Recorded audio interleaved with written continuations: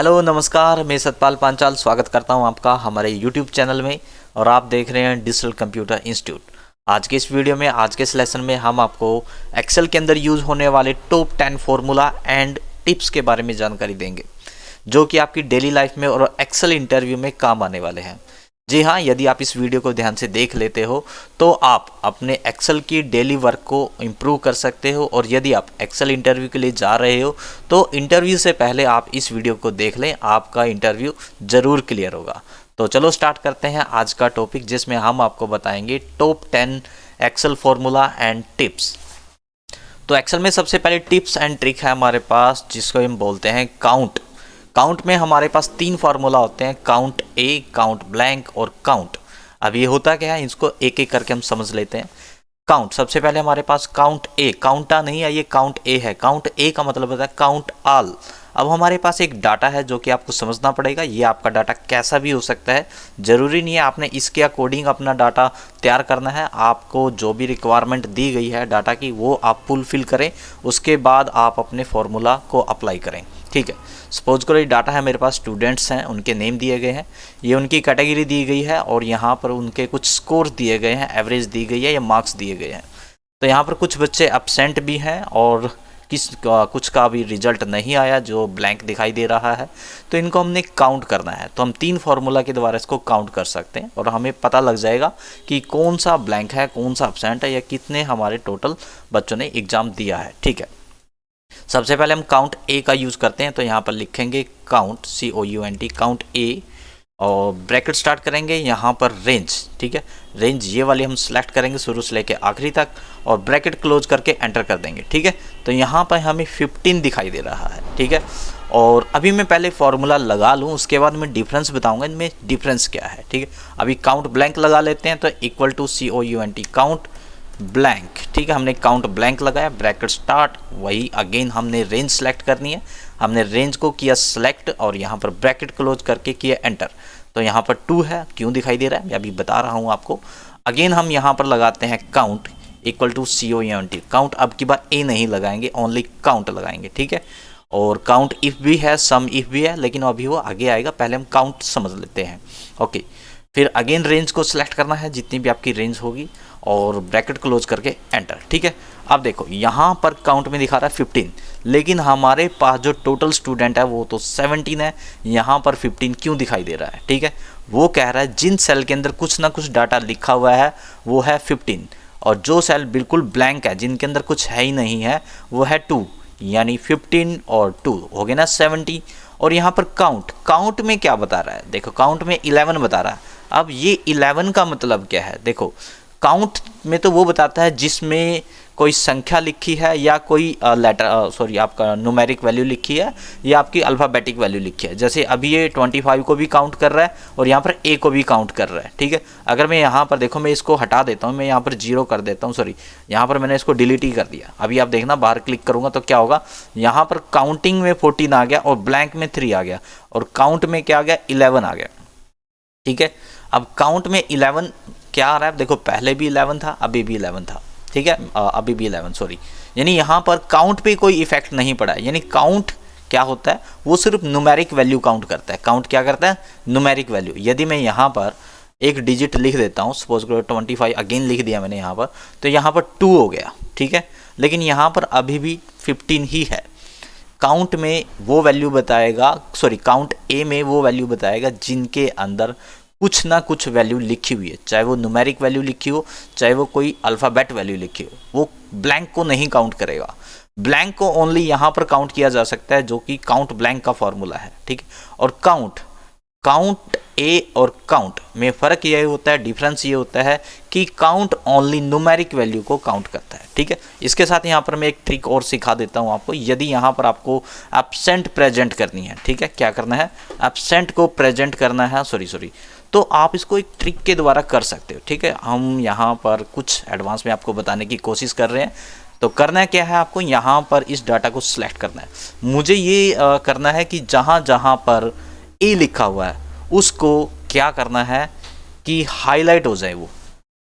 तो इसके बाद हम प्रेस करेंगे Ctrl G, गो टू पे जाने के बाद यहाँ पर ध्यान दें, स्पेशल लिखा हुआ है, गो टू स्पेशल होता है। यहाँ पर क्लिक करने के बाद आपने यहाँ पर कंटेंट पे क्लिक करना है। जैसे आप कंटेंट पे क्लिक करोगे, एक बार मैं जूम करके दिखा दूँ आपको, यहाँ पर कंटेंट पे क्लिक करना है।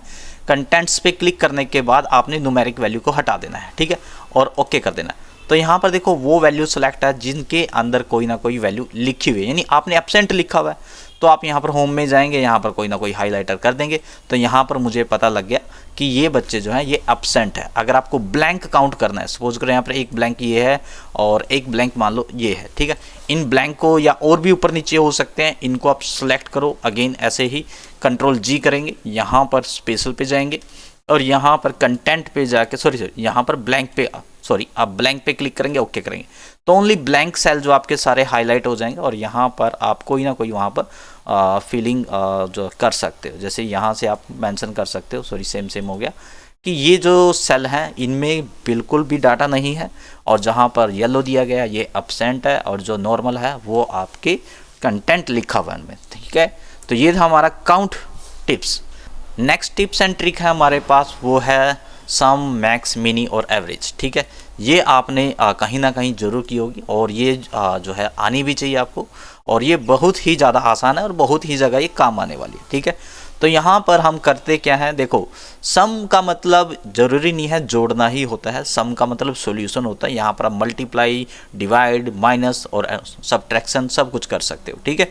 तो यहाँ पर फिलहाल हम सम कर रहे हैं इन मार्क्स को, इन सभी मार्क्स को मुझे जोड़ना है, उनमें से मैक्सिमम और मिनिमम मुझे वैल्यू दिखानी है और यहाँ पर एवरेज दिखाना है, ठीक है।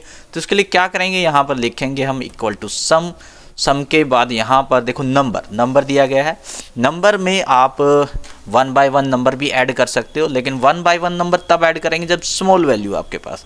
जब आपके पास ज़्यादा वैल्यू है, जैसे हमारे पास ये ज़्यादा वैल्यू है, तो हम इसको ऐसे सेलेक्ट कर लेंगे, ब्रैकेट क्लोज करके एंटर कर देंगे, ठीक है। तो इन सब बच्चों का टोटल ये आ गया, लेकिन इसने जो ब्लैंक सेल है उनको नहीं काउंट किया है, और जो यहाँ पर अल्फ़ाबेट लिखा हो इनको नहीं काउंट किया है। अब इन बच्चों में से मैक्सिमम नंबर किस बच्चे ने अचीव किए हैं वो आपको मैक्स में पता लग जाए, इक्वल टू मैक्स, ठीक है। यहाँ पर जाएंगे, ब्रैकेट स्टार्ट करेंगे, अगेन वही लिस्ट को सिलेक्ट कर लेंगे, ठीक है, और ब्रैकेट क्लोज करके एंटर कर देंगे। तो यहाँ पर इन बच्चों में से मैक्सिमम जो मार्क्स हैं वो 100 किसी ने अचीव किए हैं, जो कि आपको यहाँ पर नीरू पांचाल के नाम से आपको दिखाई दे रहा है, ओके।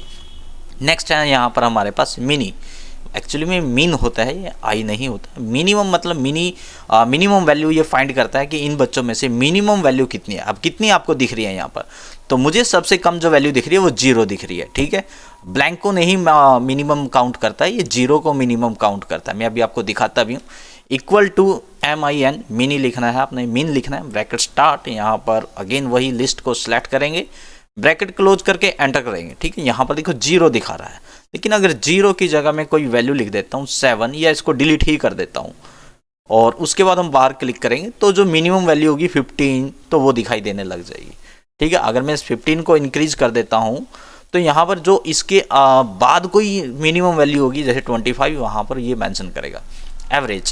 एवरेज क्या होता है, एवरेज वो होता है जितने भी बच्चों के मार्क्स लगे हुए हैं, ध्यान दें, जितने भी मार्क्स बच्चों के यहाँ पर मेंशन हो रहे हैं ब्लैंक को छोड़कर, ठीक है, उनके अकॉर्डिंग ये एवरेज आपको यहाँ पर दिखाएगा। करना क्या है, इक्वल टू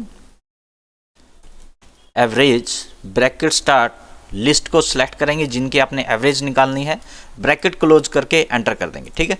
यहाँ पर 59 पॉइंट समथिंग की आपकी एवरेज आ गई है, लेकिन वो ब्लैंक सेल के अकॉर्डिंग नहीं है। यदि आप यहाँ पर ब्लैंक सेल के अंदर 0 भी लिखोगे तो ये एवरेज जो है चेंज हो जाएगी, ठीक है। तो एवरेज को आपको थोड़ा सा समझना पड़ेगा।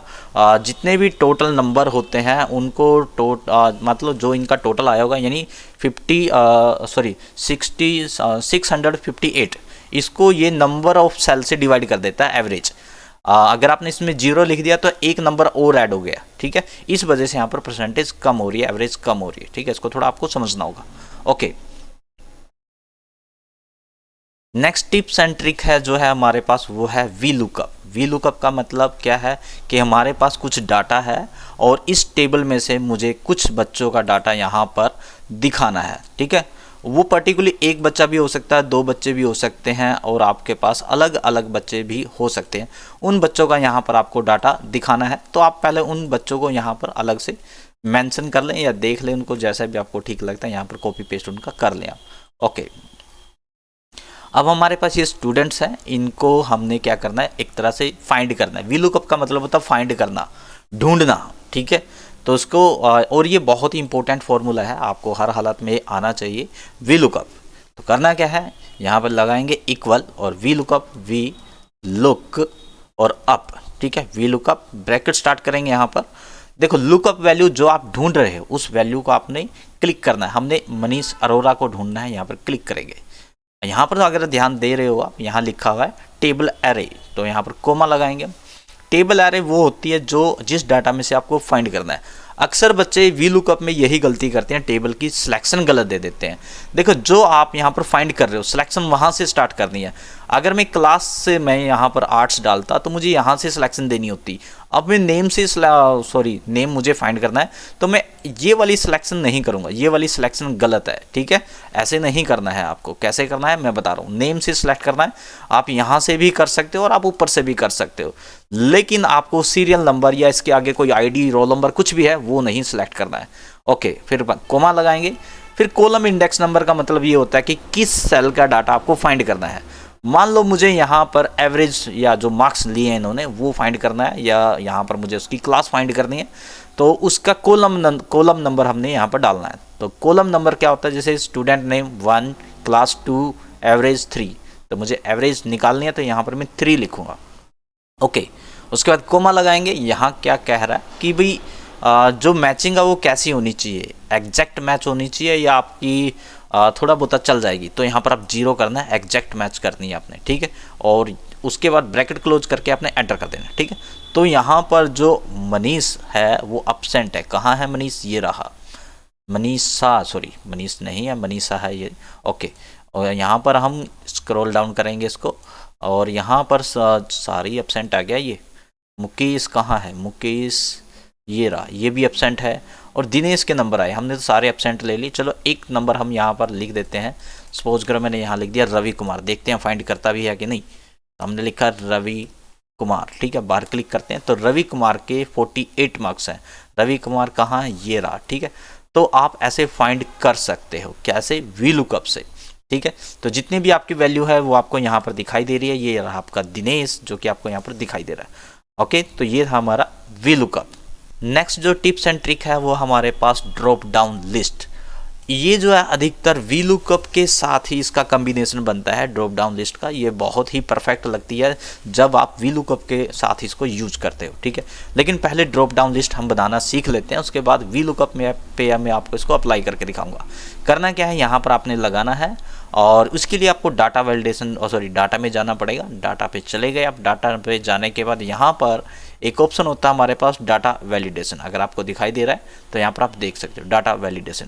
आप यहाँ पर क्लिक करेंगे, इसमें एक डाटा वैलिडेशन के नाम से एक ऑप्शन है, इस पर क्लिक करेंगे और यहाँ पर आपको एक ऑप्शन मिल जाएगा जिस पे एनी वैल्यू लिखा हुआ है। यहाँ पर आपको क्लिक करके यहाँ से लिस्ट को सिलेक्ट करना है। किसको, लिस्ट को सिलेक्ट करना है। लिस्ट को सिलेक्ट करने के बाद यहाँ पर सोर्स पूछ रहा है। अब इस सोर्स पे आपने क्लिक करना है। क्लिक करने के बाद जो भी आपका डाटा है उसको सिलेक्ट कर लेंगे। ऐसे सिलेक्ट करने के बाद कुछ नहीं करना, यहाँ पर ओके कर देना।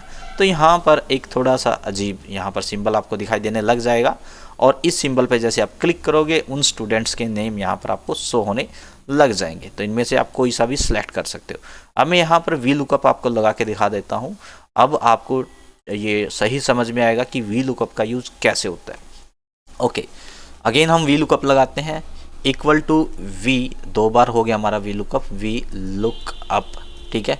ब्रैकेट स्टार्ट, लुकअप वैल्यू यानी ये हमारी, ब्रैकेट क्लोज करेंगे। यहाँ पर हम टेबल एरे हमारा ये, और कोमा लगाने के बाद ब्रैकेट लगाना, उसके बाद फिर कोमा लगाएंगे। फिर कॉलम इंडेक्स नंबर हमारा 3 हो गया।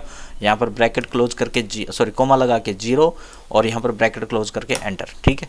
और यहाँ पर अभी 0 दिखा रहा है क्योंकि गौरव जो है, गौरव कुमार यहाँ पर 0 तो नहीं है। चलो एक बार हम यहाँ पर लिस्ट को चूज करके देखते हैं। यहाँ पर ओके, वो ब्लैंक को आई थिंक 0 मेंशन कर रहा है, मुझे ऐसा लग रहा है। ओके, लेकिन यहाँ पर सब कुछ सही चल रहा है, ठीक है। यहाँ पर साहिल गर्ग जो है वो एब्सेंट है, ये रहा देखो। और यहाँ पर जो भी आपने फाइंड करना है, अनिल कुमार पे हम क्लिक करते हैं, उसके 85 हैं, ठीक है। यहाँ पर अनिल कुमार कहाँ है, अनिल कुमार ये रहा, ठीक है। तो जो जो आपने वैल्यू लगाई होंगी वो आप यहाँ पर फाइंड कर सकते हो, जस्ट यहाँ पर क्लिक करके। आपको नेम नहीं चेंज करना, बस यहाँ पर क्लिक करना, उसकी वैल्यू आपको यहाँ पर शो हो जाएगी। तो ये थी हमारी ड्रॉप डाउन लिस्ट। नेक्स्ट जो टिप्स एंड ट्रिक है हमारे पास वो है कॉनकैटिनेट। कॉनकैटिनेट का जो फॉर्मूला है, नेक्स्ट जो टिप्स एंड ट्रिक है हमारे पास वो है कॉनकैटिनेट। अब ये कॉनकैटिनेट क्या होता है, ये एक फॉर्मूला होता है जो कि दो सेपरेट वैल्यू को जोड़ने के लिए यूज किया जाता है। दो नहीं, आप ज़्यादा भी यूज कर सकते हो। और इसके मैं आपको दो एग्जांपल दे देता हूँ, आप दोनों में से कोई सा अपने डाटा पे अप्लाई कर सकते हो। फॉर एग्जांपल मुझे यहाँ पर नितिका और उसकी क्लास और उसके मार्क्स एक ही सेल के अंदर दिखाने हैं, ठीक है। तो हम दो फॉर्मूला से कर सकते हैं, इक्वल से भी कर सकते हैं, इक्वल एंड से भी कर सकते हैं, और कॉनकैटिनेट से भी कर सकते हैं, ठीक है। तो दोनों ध्यान से देख लेना। तो पहले मैं इक्वल से कराता हूँ, फिर आपको कॉनकैटिनेट से करा देता हूँ, ठीक है। तो लिखना है इक्वल, यहाँ पर नितिका पे मैंने क्लिक किया और फिर यहाँ पर एंड लगाना है। क्या लगाना है? एंड लगाना है। यहाँ पर देखो एंड जो होता है। फिर उसके बाद आर्ट्स पे क्लिक करना है, फिर एंड लगाना है, फिर आपने उसके मार्क्स पे क्लिक कर देना है और फिर एंटर कर देना है, ठीक है। तो यहाँ पर देखो नितिका शर्मा में पहले स्पेस था, इस वजह से यहाँ पर दिखाई दे रहा है। लेकिन यहाँ पर आर्ट्स और जो 75 मार्क्स आए हैं इनके बीच में कोई स्पेस नहीं है, क्योंकि आपने लिया ही नहीं था। तो करना क्या है, यहाँ पर जो एंड लगाया था यहाँ पर आपको इन्वर्टेड कोमा लगाना है, से यहाँ पर स्पेस देना है, अगेन फिर यहाँ पर इन्वर्टेड कोमा लगाना है और अगेन एंड लगाना है, ठीक है। अगेन यहाँ पर हम एक बार और करेंगे। अब मैं इतना एंटर करके आपको दिखा सकता हूँ। देखो आर्ट्स में जो है स्पेस आ गया है, लेकिन 75 में अभी स्पेस नहीं आया। तो यहाँ पर inverted coma, space, inverted coma और एंड अगेन, ठीक है। यहाँ पर आप दो स्पेस भी लगा सकते हो और कोई पर्टिकुलर सिंबल भी लगा सकते हो। कैसे? अब यहाँ पर देखो ऐसे आ गया। अब मुझे यहाँ पर पर्टिकुलर सिंबल दिखाना है तो मैं सिंबल भी दिखा सकता हूँ, सॉरी, यहाँ पर मैं पर्टिकुलर सिंबल भी दिखा सकता हूँ। उसके लिए करना क्या है, यहाँ पर डबल क्लिक करेंगे, जो ये स्पेस है इसको काट के आप वो सिंबल लगा देंगे इनके बीच में जो आप लगाना चाहते हो। यहाँ पर ऐसे क्लिक करके एंटर करेंगे तो यहाँ पर देखो स्पेस की जगह वो पर्टिकुलर सिंबल आ गया। तो ये मैंने एंड फॉर्मूला से किया है, इक्वल एंड से। यही यूज हम कॉनकैटिनेट से भी कर सकते हैं। अब कॉनकैटिनेट से करके देख लेते हैं। अब इनको ड्रैग करोगे सारे ये ऐसे आ जाएंगे, ठीक है। अब ये इक्वल से चल रहा है और आप इसका यूज कॉनकैटिनेट से भी कर सकते हो। ओके, कैसे, हम एक बार करके देख लेते हैं। इसके लिए हम यहाँ पर टाइप करेंगे इक्वल कॉन और यहाँ पर कैटिनेट लिखेंगे, कैटिनेट, कॉनकैटिनेट। कॉनकैटिनेट लिखने के बाद ब्रैकेट स्टार्ट करेंगे और यहाँ पर टेक्स्ट मांग रहा है। यहाँ पर पहला टेक्स्ट हमारा ये हो गया, कोमा लगाएंगे बीच में, दूसरा टेक्स्ट, कोमा लगाएंगे, तीसरा टेक्स्ट, ठीक है। और ब्रैकेट क्लोज करके हम यहाँ पर एंटर कर देंगे। तो सेम वही आ रहा है, विदाउट स्पेस आ रहा है। अब स्पेस देने के लिए क्या करेंगे, जो हमने कोमा लगाया था यहाँ पर inverted coma, space, inverted coma, यहाँ पर अगेन स्पेस, ठीक है। और यहाँ पर inverted coma equal, sorry, space, inverted coma और अगेन यहाँ पर कोमा लगाएंगे, थोड़ा ध्यान से देख लें, और एंटर करना है। तो यहाँ पर आपका ये डाटा जो है सेपरेट हो गया। तो ऐसे ही आप 2 डिजिट को, 3 डिजिट को अलग अलग सेल में जो लिखे हैं उनको आप सिंगल सेल में यूज कर सकते हो, स्पेस के साथ, पर्टिकुलर सिंबल के साथ, या विद स्पेस, विदाउट स्पेस आप इसका यूज कर सकते हो। ओके, अक्सर इसका यूज़ कैसे किया जाता है, जैसे यहाँ पर फर्स्ट नेम और लास्ट नेम अलग अलग दिए गए होते हैं, उनको जोड़ने के लिए भी आप इसका यूज़ कर सकते हो। इसका एक एग्जांपल और दे देता हूँ, ठीक है। हम क्या करते हैं, इसको कॉपी करते हैं, यहाँ पर कॉपी, और मैं यहाँ पर कहीं पर पेस्ट कर लेता हूँ। ओके, और यहाँ पर हमने क्या किया, इसको थोड़ा सा सेपरेट कर लेते हैं। सेपरेट का मतलब क्या है कि अगर मुझे इनको ना अलग अलग करना हो तो मैं यहाँ पर है ना अलग अलग भी कर सकता हूँ। फर्स्ट नेम ये हो गया और लास्ट नेम ये हो गया, लास्ट नेम, ठीक है। अब यहाँ पर करना क्या है, ये भी मैं आपको साथ के साथ दिखा देता हूँ। अगर 2 डिजिट हैं उनको आपने सेपरेट करना है तो उसके लिए आप डाटा में जाएंगे, यहाँ पर डाटा होता है, और डाटा में जाने के बाद एक ऑप्शन होता है डाटा में टेक्स्ट टू कॉलम, इस पर आपने क्लिक करना है। जैसे आप इस पर क्लिक करेंगे यहाँ पर ये वाली विंडो आपके सामने प्रेजेंट होगी। इसमें डीलैमिनेटेड पे क्लिक करना है, यहाँ पर नेक्स्ट करना है। बीच में आपका क्या दिख रहा है, बीच में हमें स्पेस दिख रहा है, तो यहाँ पर हम स्पेस पे क्लिक कर देंगे। स्पेस पे क्लिक करने के बाद और यहाँ पर आपने क्या करना है, नेक्स्ट करना है, ठीक है।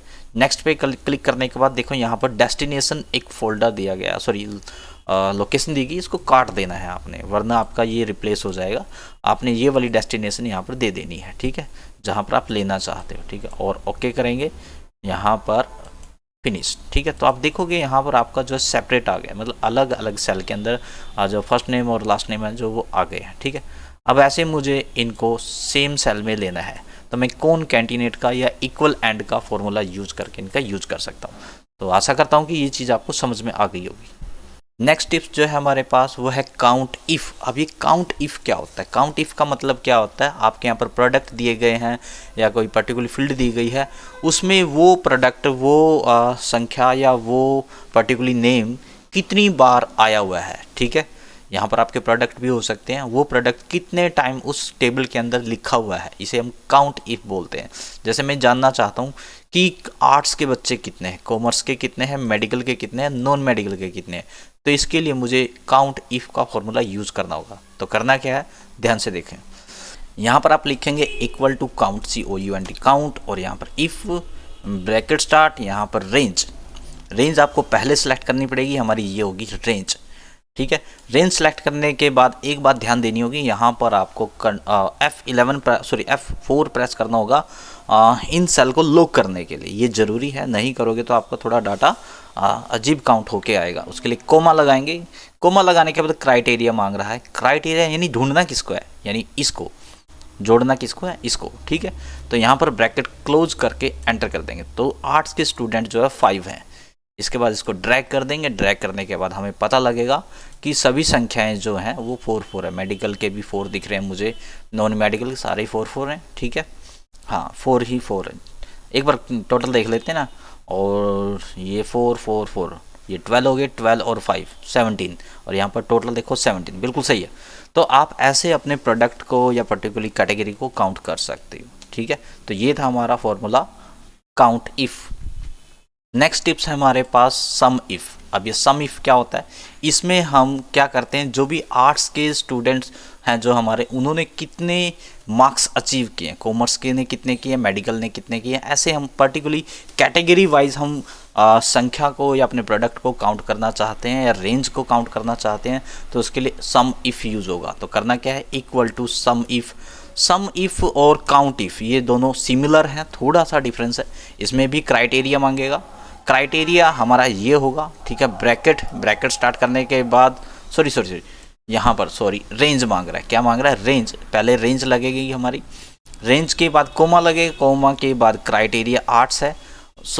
लॉक करना ना भूलें वरना गलती हो जाएगी। लॉक करने के लिए F4 प्रेस करेंगे। ठीक है, और ब्रैकेट क्लोज करेंगे। यहाँ पर आर्ट्स क्राइटेरिया है हमारा, और यहाँ पर कोमा लगाएंगे। यहाँ पर सम रेंज यानी किस में से आपको सम करना है, हमें इसमें से सम करना है। ठीक है, ब्रैकेट क्लोज करके एंटर करेंगे। ठीक है, तो बता रहा है कि आर्ट्स के बच्चों ने 252 मार्क्स अचीव किए हैं। अब करना क्या है कि आपने इसको ड्रैग करना है। ड्रैग करेंगे तो यहाँ पर मुझे पता लग जाएगा कि कॉमर्स के बच्चों ने टोटल कितने मार्क्स लिए हैं, मेडिकल ने, नॉन मेडिकल ने। तो यहाँ पर आपको पता लग जाएगा सबसे जो लोएस्ट रेंज जा रही है वो नॉन मेडिकल के बच्चों की जा रही है, और जो आर्ट्स के बच्चे हैं वो थोड़ा सा ज़्यादा है। लेकिन यहाँ पर हमने अभी काउंट लगाया था तो यहाँ पर आर्ट्स का एक बच्चा एक्स्ट्रा है। ठीक है, लेकिन फिर भी आर्ट्स के बच्चे थोड़ा अच्छे मार्क्स ले रहे हैं according to medical, non medical के। ठीक है, तो यहाँ से आप कंपेयर भी कर सकते हो। और नेक्स्ट टिप्स है हमारे पास कंडीशनल फॉर्मेटिंग। कंडीशनल फॉर्मेटिंग का भी बहुत बड़ा रोल होता है हमारे डाटा को मैनेज करने के लिए। अब जैसे हमारे पास ये रेंज है, मुझे इसको कंडीशन लगानी है, उसमें कोई भी ग्रेटर दैन, लेस दैन, अलग अलग कंडीशन होती है हमारे पास। इसके लिए होम में जाएंगे हम। होम में हमें यहाँ पर एक ऑप्शन मिलता है जो है कंडीशनल फॉर्मेटिंग। मैं यहाँ पर आपको दिखा दूँ कंडीशनल फॉर्मेटिंग। जैसे आप इस पर क्लिक करते हो तो यहाँ पर आपको बहुत सारे ऑप्शन मिलते हैं। हाईलाइट, टॉप बॉटम, ये आपका डाटा बार्स हो गए। ठीक है, हम फिलहाल इसकी बात करते हैं ग्रेटर देन। ग्रेटर देन में मुझे ये जानना है कि कौन से बच्चे ने जो है ज़्यादा मार्क्स अचीव किए हैं। वो कुछ भी वैल्यू हो सकती है, जैसे मैंने लिखा 90। तो यहाँ पर फिलहाल देखो, यहाँ पर टैक्स लगा हुआ है, तो टैक्स को हम छोड़ देंगे, टैक्स को इग्नोर करेंगे। टैक्स को हटाने के बाद ही हमें यहाँ पर पता लग पाएगा। तो टैक्स हम यहाँ पर हटा देते हैं, क्योंकि टैक्स जो है कंडीशनल फॉर्मेटिंग एक्सेप्ट नहीं करता। ओके, यहाँ पर हम इसको सिलेक्ट करेंगे। अब यहाँ पर हमने डालना है कंडीशनल फॉर्मेटिंग। ओके, तो यहाँ पर हम कंडीशनल फॉर्मेटिंग होम में जाएंगे, कंडीशनल फॉर्मेटिंग, यहाँ पर हमने ग्रेटर देन, और मैंने यहाँ पर कोई भी वैल्यू दी थी, सपोज करो 90। अब वो कोई नहीं है। ओके, ठीक। यहाँ पर मैंने 80 अबो किया तो 80 अबो यहाँ पर 2 स्टूडेंट्स मिल रहे हैं मुझे। तो यहाँ पर मैं कोई भी कलर यहाँ पर डार्क फिल कर सकता हूँ, सॉरी कोई भी यहाँ पर कलर में ले सकता हूँ। ओके करूँगा तो मुझे पता लग जाएगा कि 80 अबो कौन है, ठीक है। ऐसे मुझे पता करना है कि बिलो में कौन कौन है। जैसे मैंने यहाँ पर लेस देन पे जाएंगे हम, और यहाँ पर मैंने 30 बिलो कर दिया। तो 30 बिलो जो भी हैं, ठीक है, चाहे वो ब्लैंक क्यों ना हो वो भी बताएगा ये। 30 बिलो ये हैं, यानी जो फेल है, एक तरह से आप यहाँ से चेक कर सकते हो कि ये बच्चे जो फेल हैं, एब्सेंट है, तो यहाँ पर 30 बिलो हैं। 30 बिलो यानी फेल आपके यहाँ पर। ओके, उसके बाद अगर आपको यहाँ पर ये जानना है कि ओनली मुझे ये जानना है कि आर्ट्स के कौन है, कॉमर्स के कौन है, आर्ट्स पे सिलेक्शन चली जाए, तो इसके लिए आप यहाँ पर जाएंगे, अगेन कंडीशनल फॉर्मेटिंग। अब यहाँ पर आप इक्वल टाइप करेंगे और इक्वल में आप लिख देंगे यहाँ पर आर्ट्स, ARTS, ठीक है। तो जहाँ जहाँ आर्ट्स होंगे वहाँ सिलेक्शन आ जाएगी। और यहाँ पर आप कोई अदर कलर देना चाहते हो, जैसे येलो हो जाए आर्ट्स को, ओके, तो यहाँ पर आर्ट्स को येलो कलर हो जाएगा। तो ऐसे आप 1 बाय 1 सभी को कर सकते हो। तो ये था हमारा कंडीशनल फॉर्मेटिंग। नेक्स्ट जो टिप्स एंड ट्रिक है हमारे पास वो है सॉर्ट एंड फिल्टर। ये भी बहुत काम आती है हमारे एक्सेल डाटा को मैनेज करने के लिए। अब हमने सॉर्ट किया हुआ है, यहाँ पर देखो हमने जानबूझ के इसको थोड़ा उल्टा कर दिया है, और यहाँ पर मुझे इसको सीधा करना है। तो हम टेबल को सिलेक्ट करेंगे। करना क्या है, यहाँ पर होम में जाना है। होम में जाने के बाद हमें यहाँ पर एक ऑप्शन मिलता है सॉर्ट एंड फिल्टर। यहाँ पर सॉर्ट पे जाएंगे, यहाँ पर हमें 2 ऑप्शन मिलते हैं, सॉर्ट स्मॉलेस्ट टू लार्जेस्ट और लार्जेस्ट टू स्मॉलेस्ट। ओके, अब यहाँ पर मैंने स्मॉलेस्ट टू लार्जेस्ट पे क्लिक किया तो यहाँ पर देखो ये 1 2 3 के अकॉर्डिंग हो गया, लेकिन ओनली सीरियल नंबर। मुझे तो नेम के अकॉर्डिंग करना है सॉर्ट, या क्लास के अकॉर्डिंग, या एवरेज के अकॉर्डिंग, या रोल नंबर, या कोई यूनिक आईडी, ऐसा कुछ हो सकता है आपकी टेबल में। तो उसके लिए हम कस्टम सॉर्ट पे जाएंगे। कस्टम सॉर्ट यहाँ पे क्लिक करेंगे। यहाँ पर आपको एक कस्टम सॉर्ट के नाम से एक ऑप्शन मिल जाएगा। कस्टम सॉर्ट पे आप क्लिक करेंगे। क्लिक करने के बाद ये विंडो खुलेगी।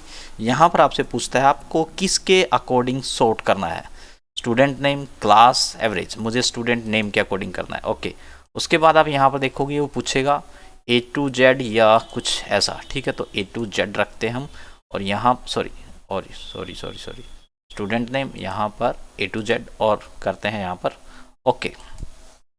तो यहाँ पर देखो, यहाँ पर A और B जो भी हमारा इस अकॉर्डिंग डाटा जो है सॉर्ट हो गया। देखो लास्ट में ऐसा आएगा इस डाटा के अकॉर्डिंग, यहाँ पर ये ऐसे हो गया, ठीक है। उसके अकॉर्डिंग हमारा सारा डाटा जो है फिल्टर हो जाता है, सॉर्ट हो जाता है।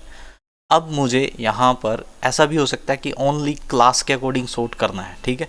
तो यहाँ पर भी आप कर सकते हो। तो मैं एक बार अंडू करता हूँ, और यहाँ पर हम क्लास के अकॉर्डिंग सॉर्ट करने की कोशिश करते हैं। तो उसके लिए हम अगेन सॉर्ट, कस्टम सॉर्ट, यहाँ पर क्लास पे क्लिक करते हैं, और यहाँ पर ओके, ठीक है। तो यहाँ पर ये देखो ये क्लास के अकॉर्डिंग सॉर्ट हो जाएंगे। यहाँ पर आप ध्यान से देखो ओनली आर्ट्स दिखाई दे रहा है, कॉमर्स, मेडिकल, नॉन मेडिकल। तो ऐसे भी हम अपना डाटा जो है सॉर्ट कर सकते हैं। अब आती है फिल्टर की बारी। अब ये फिल्टर क्या होता है, मैं एक बार अंडू कर देता हूँ। मान लो आपका ऐसा डाटा है और आपको फिल्टर करना है। आप टेबल को सिलेक्ट करेंगे और यहाँ पर होम में जाके आप फिल्टर पे क्लिक करेंगे। फिल्टर पे क्लिक करते हैं, यहाँ पर कुछ आपको डॉट्स जो है हेडिंग में देखने के लिए मिल जाएंगे, जो डॉट्स दिखाई दे रहे हैं।